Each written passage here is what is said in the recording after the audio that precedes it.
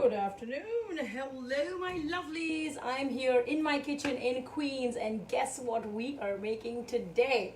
Today, I have a fantastic recipe for you from the Indian Chinese repertoire, and it is called the most basic thing. Ta-da! Lomen. Well, in Indian Chinese cuisine, it's actually called chow mein. That's the name that it's called, and I've somewhat got the process started just a little bit. Hello, Anupriya. It's so nice to see you here. And so I'm gonna quickly brush you up with how far I've come, but you know what? Keep your eyes on the pan, on the wok, because it's going to go really fast. All right, so the prep ahead that I've done is I've taken some packed noodles and I have boiled them. These are just regular dry noodles that come in a pack, and just boil them for a few minutes till they're nice and stretchy, and then immediately rinse them out with cold water. In my wok, I have some ginger and garlic. I just quickly added some red pepper flakes. Give it a good stir. It should not burn, but it should be nice and aromatic. First thing going in are some onions. And I'm going to teach you some tips and tricks on how to work with a wok at home. So one thing is that it needs to be super duper duper hot so that you can char all the vegetables that are going in. The onions just need to be slightly warmed up, and in go the cabbage. So this is cabbage that I've cut into shreds. Don't make it too fine because then it loses its crunch in the high heat if it's overcooked. So cut it a little wide. Alright, so we are going to give it a good stir. And of course I have to make a mess, right? Give it a good stir. You can use any vegetables that you have at home. In this lockdown, I don't expect anybody to be overly food shopping if you don't have to. You can use mushrooms, you can use green beans. I'm using some bell peppers and in two colors, the red and the green. If you have tofu, you can add tofu. If you have broccoli, you can add all those things. But the real flavor of it just comes from the ginger and the garlic. Okay, now let me just show you a quick trick of when you're working with a wok at home, right? So for one thing, make sure that all of your vegetables are exposed to the hot surface so that they get evenly charred and nothing is piled up, so that nothing gets overcooked. Also, when you're adding oil to your pan, add it to the walls of the wok and not in the middle of the pan. So always drizzle it along the walls so it heats up the sides of the pan, and that's how your food gets cooked. Keep your heat high. Don't ever turn it down, or don't put it low to sim. And then don't touch your food too much. So you see it when you go outside and they're working with a wok in an Indian restaurant or in a Chinese restaurant. They're able to quickly move it because their flame is 100 times stronger than what we have at home. So at home, just resist the urge to constantly keep stirring your food, okay? Now, since this has been going for a while, what I'm going to do is I have to get to my next batch of vegetables. And so the vegetables that you want to be the crunchiest should be introduced to the wok the latest. So in this situation, what I have to do is I'm going to try to create a room over here in which I'm going to work. And for that, I will go under my vegetables and I will go and push them on top towards the wall of the wok. You see this? So that way they will continue to get the char from being exposed to the wall. And that frees up this room right here for me to work. I'm again going to go in and drizzle some oil against the wall of the wok, never in the middle. And I'm going to go in and add. Now if you see that there's something burning, or if it's too intense of a heat, you can push your wok a little bit so that it won't get very direct heat, and most of your heat will now be resting with the bell pepper. So this is the area we're working on. I pushed it back.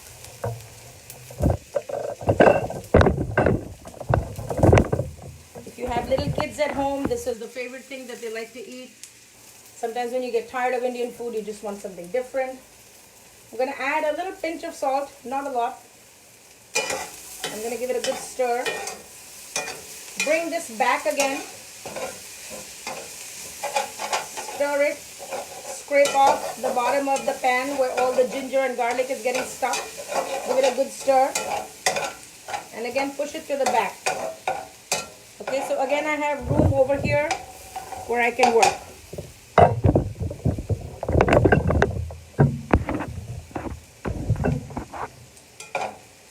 Okay, with that, I'm going to add a little more oil.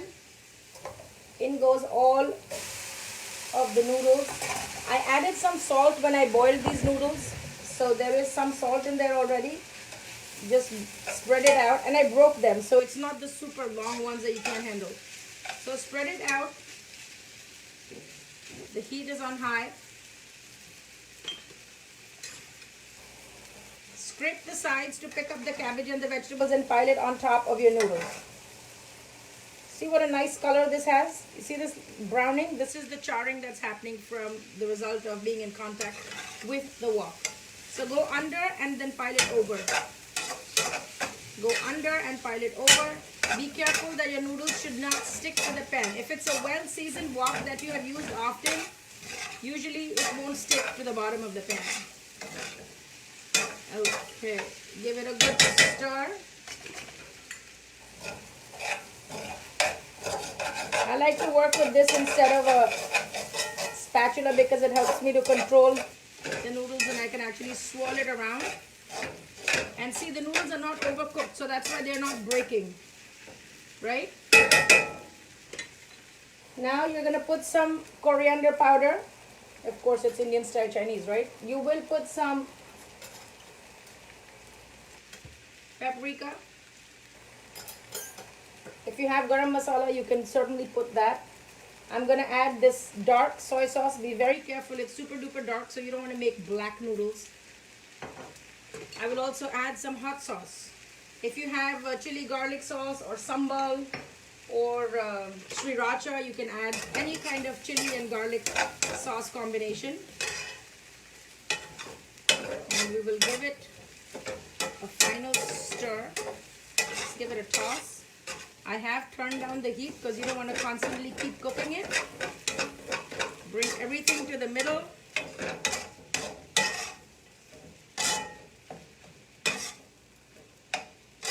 And Indian street food also adds a little bit of sugar to their noodles.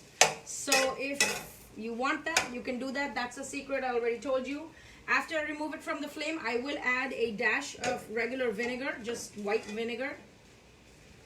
And I will add some spring onions. So that will complete my dish. Also, as a finishing touch, I always like to add roasted sesame oil, which really gives it a very smoky, toasty flavor and gives it the perfect finishing. It almost starts to smell or taste like miso. And that's a very deep fragrance. That's a very deep aroma. It almost replicates like very expensive Chinese restaurant noodle taste. So even though we're inspired by the street lo mein of India, we added the sesame to elevate it just a little bit. If you like it hot, you can always go back and hit it with some red chili flakes. And I will add some vinegar as soon as it comes off that pan. So these, you can see these are not sticky, right? They're flat noodles, but they're not sticky. And the more you let it sit, they become, each individual noodle becomes separate. You can also double up on the quantity of cabbage and really make a wow dish based on the vegetables that your family loves. Okay, so that was my demonstration for today.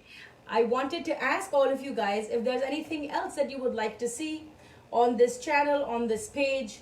I do a Facebook Live every day and it was a part of my quarantine routine, but if there's something that you'd like to see which I've not featured, definitely let me know what it is, and I'd love to make it for you, okay?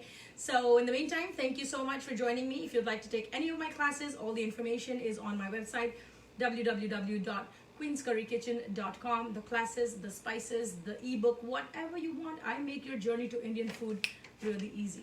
So Indian food in a New York minute with the Queen's Curry Kitchen. Thank you all again for joining me today. I will be back again. Oh, Mr. Amandhar wants to see chili chicken. Well, I only do plant-based recipes, so I will do a chili paneer dish for you one of these days. Or or chili tofu. I can do that. Yes, I will do that for you one of these days. But if you have any other requests, thank you for sharing that. I'm definitely going to make a note of it. And like always, be blissful, be flavorful. Things are opening up. Hopefully things are getting back to the swing of the momentum of summer as we know it. But you know what, it's not over yet. So I urge you to be careful, to take all the necessary precautions that you need to do, but don't stop living your life either. So get out there, wear your mask, wash your hands. You know the deal, right? I will see you in the next one. Stay flavorful and stay blissful, and I will see you again soon. Until then, goodbye, God bless, and I will see you. Take good care from the Karan's Curry Kitchen. This is Chef Nupur saying goodbye.